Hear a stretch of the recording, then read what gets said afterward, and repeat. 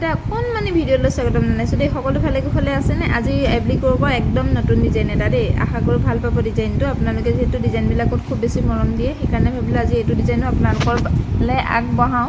আৰু যিসকলে ইউটিউবত চাই আছে ইউটিউব চেনেলটো ছাবস্ক্ৰাইব কৰি ল'ব, আৰু যিসকলে ফেচবুকত চাই আছে পেজটো ফ'ল' কৰি ল'ব দেই। তাৰপিছত আহিছোঁ ইয়াতে মই আঠা লৈছোঁ ফেব্ৰিক গ্লু। এপ্লিক জানেই দোকানতো পায়, আজিকালি অনলাইনতো পায়। এইখিনি ফুলখিনি কথা কৈছোঁ। তাৰপাছতে এইটো আউটলাইন লৈছোঁ, গ্ৰীণ আউটলাইন। এইটো অনলাইন পাব, দোকানতো পাব। ফেব্ৰিক আউটলাইন বুলি ক'ব, তেতিয়া পাব।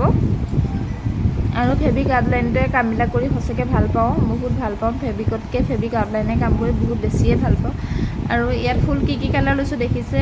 আৰু মিক্স পাতৰ নহয়, এইটো কিবা ক্লাছিক পাট টাইপৰ মানে কাপোৰ হয়, তাতে ফুলটো কৰিছোঁ। আৰু খুব ধুনীয়া লাগিছে ডিজাইনটো। ইয়াৰ মাজে মাজে মই ষ্টন লগাই দিম ফেব্ৰিক গ্লুটো দি।